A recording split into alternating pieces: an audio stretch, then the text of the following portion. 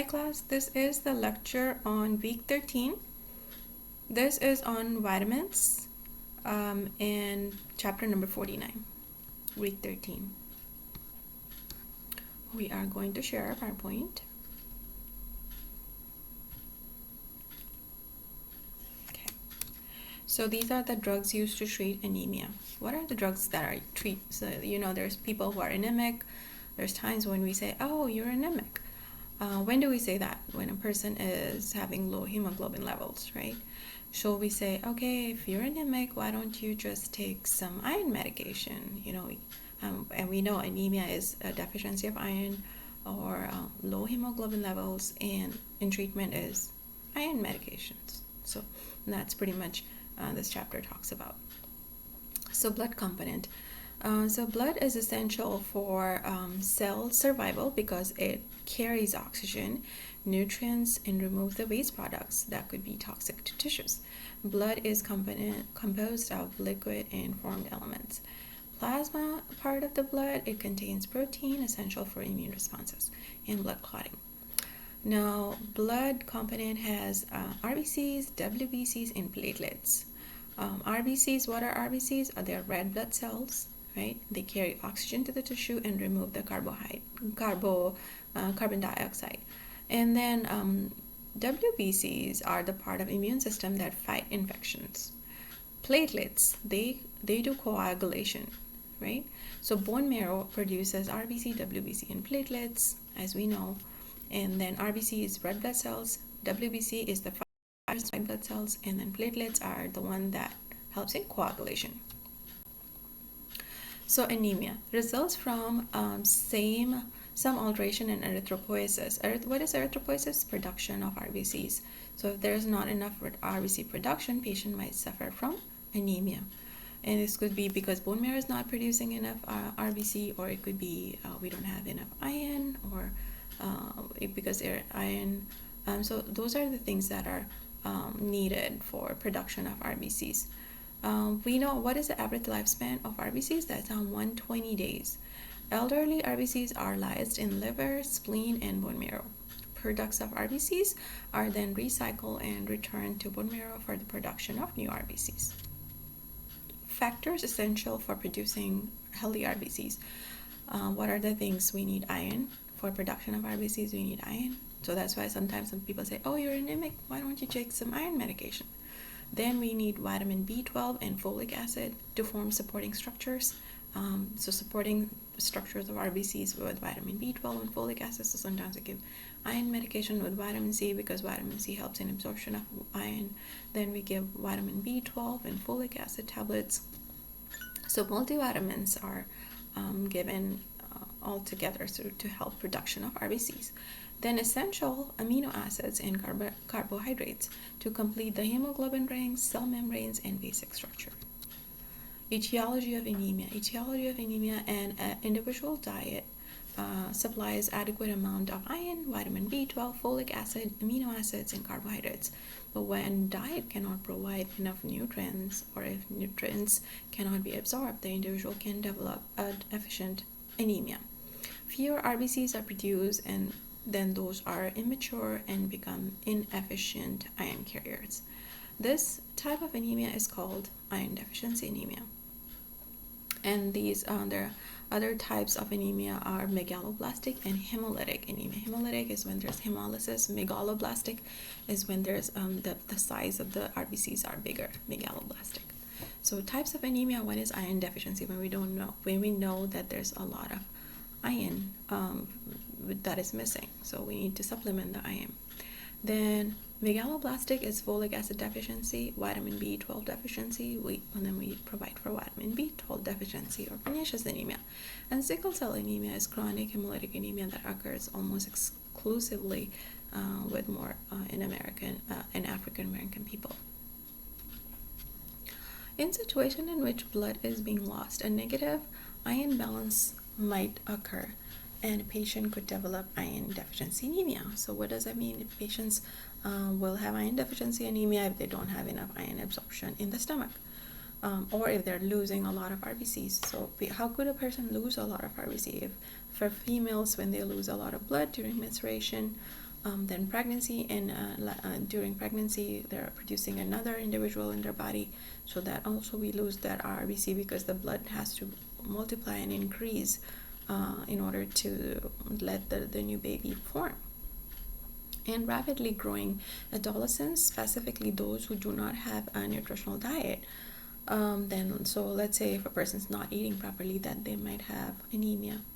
Persons with GI bleeding. GI bleeding means when their stomach is constantly bleeding because they were taking non-steroidal anti-inflammatory drugs or NSAIDs for the longest time, such as patients with arthritis. They take NSAIDs, and then the next thing you know, they have stomach issues. Patients with this type of anemia may complain to being tired because there's insufficient oxygen delivery to the tissues. These conditions are usually treated with iron deficiency therapy, iron deficiency anemia. Okay, megaloblastic anemia. Megaloblastic anemia is deficiency of folic acid and vitamin B12. Folic acid deficiency, importance of development of fetus. So why do we whenever the mother is pregnant, we give them vitamin B12, like as an folic acid, like they need to take those tablets so the baby can develop properly. Then which are called iron, and then iron supplements. And then pregnant women are urged to take folic acid supplements to help prevent fetal abnormalities. And then folic acid is found in green leafy vegetables, milk, egg, and liver. So what are the foods that are high in folic acid? That is green leafy vegetables, then milk, eggs, and liver. Malnutrition is someone's not eating properly. They eat like one, specifically with alcoholism, it could cause folic acid deficiency. And repeated pregnancies and extended treatment with certain anti-epileptic medications can contribute to folic acid deficiencies. Now, megaloblastic anemia. Megaloblastic anemia is vitamin B12 deficiency, necessary for health of RBCs and maintenance of myelin sheath in the CNS. Found in meats, seafood, eggs, and cheese. So if you eat a lot of meat, seafood, eggs, and cheese, that's a good thing. You're getting your vitamin B12. Those cheese platters, cheese and the red meats, the red salami, and the 8 cheese. That's like good in vitamin B12. So most common cause of vitamin B12 deficiency is inability of the GI tract to absorb the necessary amount of vitamin. Gastric mucosal cells produce a substance called intrinsic factors, which is necessary for absorption of vitamin B12 for the per intestines. So vitamin B12 is absorbed by intrinsic factor. So pernicious anemia occurs when the intrinsic factor cannot be produced and vitamin B12 cannot be absorbed. Patient complain of fatigue, lethargy, numbness, tingling, and eventually lack of coordination and motor activity. So when a person has megaloblastic anemia, we know that they feel weak, tired, and exercise intolerances, and then lack of coordination and difficulty in walking. And being tired, like when they just like do a little bit of activity and they're like, oh, I'm tired, I don't want to do anything. Okay, so next is a chronic sickle cell anemia. Sickle cell anemia, what is sickle cell anemia? Sickle cell anemia is a disorder of when people are born with it. It runs in family, and it's a chronic hemolytic anemia that occurs exclusively in African American population. Then we know the hemolytic means lysing or destruction of RBC, means breakdown of RBC. Hemolysis. So what happens is RBC are sickle shaped. They're not like round, but they are sickle shaped in appearance, and they're unable to carry oxygen efficiently. These sickle cell shaped RBCs can become stacked up on one another and occlude tiny blood vessels. The occlusion leads to anoxia, extreme hypoxia, and a lack of oxygen, infarction of tissue in the areas, which causes severe pain, acute inflammatory reaction called a sickle cell crisis. The drug hydroxyurea has been found to be effective in decreasing the acute exacerbation of this disease in adults. Now, we know that there's different medications that are given for treatment. Now, erythropoiesis stimulating agents, some medications will increase the production of RBC. One is Epigen, also called as Epogen Alpha or Procrit. It treats anemia associated with renal failure and AIDS. Usually it helps in production of RBCs. When people have sickness for long term, such as their kidneys are non-functional, if they have other disorders such as AIDS, or so we give them Epogen Alpha. Then we can give them blood transfusion, just give them transfuse blood to increase their RBC if they're very low in hemoglobin hematocrit. Then is darbepoetin alpha, which is also another form of erythropoiesis medication, which increases the production of RBCs. It treats anemia associated with chronic renal failure, includes patients on dialysis. Next is methhydroxy polyethylene glycol Epogen beta. Now, this is another type of medication that will improve the production of RBCs, usually given for patients who have kidney problems and including patients on long-term dialysis. Now, erythropoiesis stimulating agents. Their action acts like a natural glycoprotein erythropoietin to stimulate the production of RBCs in the bone marrow. It treats anemia associated with chronic renal failure to reduce the need of allogeneic blood transfusions in surgical patients. Erythropoiesis stimulating agents, medication that will stimulate erythropoiesis, which is RBC production. We want to make sure that patient does not have any uncontrolled hypertension. They shouldn't have any allergies when we're giving. Lactation is another one. And cautious when patients with normally functioning renal system, as well if they are have severe anemia. Erythropoiesis stimulating agents could have severe adverse effects such as headache, fatigue, asthenia, physical weakness, dizziness, and seizure, nausea, vomiting, and diarrhea. Cardiovascular wise, we want to monitor for hypertension, edema, possible chest pain. Drug-to-drug interactions should not be mixed with solutions with other drugs. Erythropoiesis stimulating agents also, safe medication administration, we want to do not give to the patients who have high blood pressure about 140 to over 190. Increases the risk of DVT, deep vein thrombosis, and death with hemoglobin if more than 11. Increases the rate of tumor progression in cancer patients if hemoglobin is 11 grams per deciliter. And because of above risk, do not give to any patients whose hemoglobin is more than 11. Kianu. These drugs are used, is given subcutaneously. Patients on hemodialysis usually receive these drugs IV and not subcutaneously. These patients with chronic renal failure from antibiotics against the medication if it is given subcutaneously.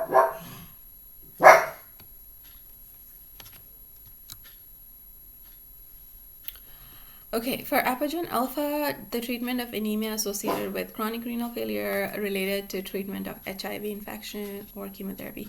So Epogen Alpha, what does it do? It increases the production of RBCs. We give it for patients who have HIV or they have or chemotherapy patients, or sometimes we can do blood transfusion. It could cause headache, arthralgias, fatigue, dizziness, hypertension, edema, chest pain, nausea, vomiting, and diarrhea. Now, some medications which are used to treat deficiency of anemia are ferrous aspartate, so ferrous fumarate, ferrous gluconate, ferrous sulfate. These are all iron dextran, iron sucrose. These are all the supplements, names of the supplements of iron medications. Why would we give it for iron deficiency anemia? It elevates the serum iron concentration level. Indications: treatment for iron deficiency anemias may be used to in adjunctive therapy with patients receiving Epogen Alpha. Pharmacokinetics: it is absorbed in the small intestines, transported in the blood, bound to transferrin. Small amounts are lost daily in sweat, urine, sloughing of skin, and mucosal cell and intestine. Contraindications: when do you not give it? When patient has allergies, hemochromatosis, hemolytic anemia, normal iron balance, peptic ulcer, colitis, and regional enteritis. Adverse effects include oral GI irritation and CNS toxicity. And parental iron is associated with severe anaphylactic reactions, local irritation, staining of the tissues, and phlebitis. Agents used for iron deficiency anemia. What are those? We want to make sure that these, when we give iron supplements, we're not giving them with antacids, tetracycline, cimetidine, ciprofloxacin, norfloxacin, ofloxacin, or chloramphenicol. Why? What can they do? They could not allow that iron absorption in the stomach. Food interactions. Iron is not absorbed when taken with milk, coffee, tea, eggs, and acidic liquids. So if we take the medication, it's a good thing to not take it with these foods. Prototype of iron. One is iron sulfate, ferrous sulfate, very commonly used when you're giving medications in the clinicals. That's pretty much, you'll see like a lot of patients get the iron sulfate. It elevates the serum iron levels, and then adverse effects could be GI upset, anorexia, nausea, vomiting, constipation, diarrhea, CNS toxicity, progressing to coma, death with overdose. Agents for megaloblastic anemia. For megaloblastic anemia, we give them folic acid deficiency, so we give them folic acid, secondary to increased demand. Then absorption problems in the small intestine. We want to make sure that their intestines or stomach is working properly. Drugs that causes folate deficiency, that we want to see is there any medication that is causing absorption not happening, and secondary to malnutrition to alcoholism. Vitamin B12 deficiency is a poor diet or increased demand, lack of intrinsic factors in the stomach. Now, agents for megaloblastic anemia include folic acid, leucovorin. Then there's folic acid as well, B12, hydroxycobalamin, cyanocobalamin. That comes in injectable medication, nasal form, IV medications. Agents for megaloblastic anemia. So what is the pharmacokinetics related with it? Well absorbed after injection, metabolized in liver, excreted in the urine.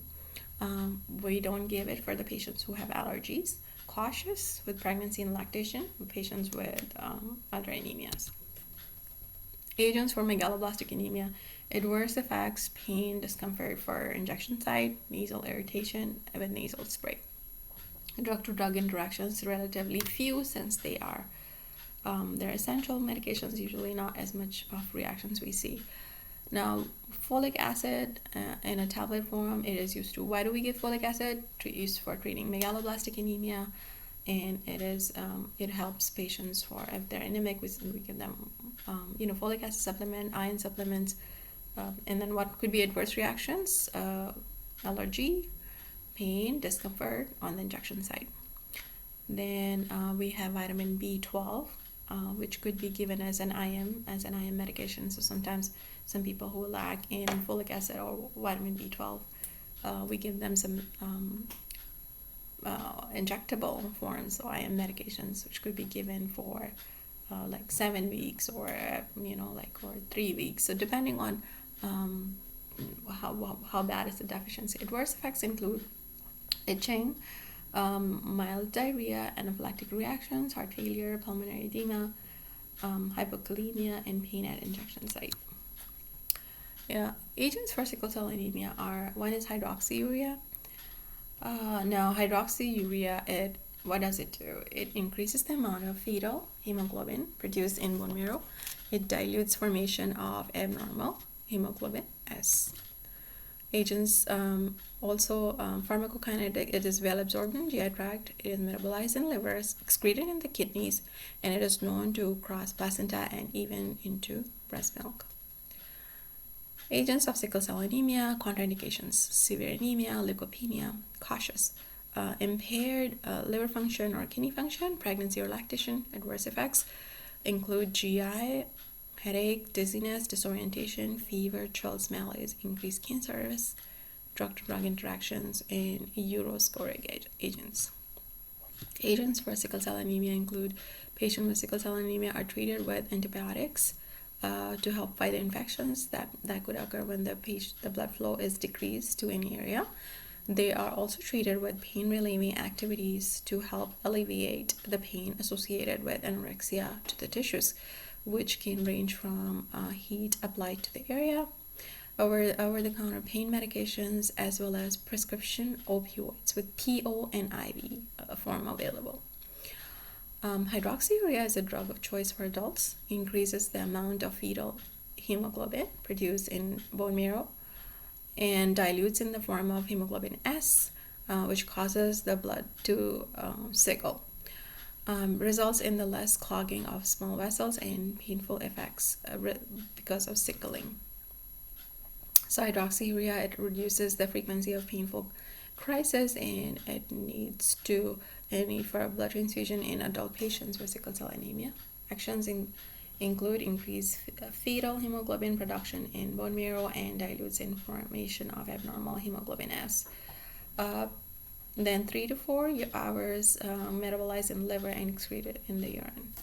And then adverse effects include dizziness, headache, rash, erythema, anorexia, vomiting, stomatitis, and bone marrow depression.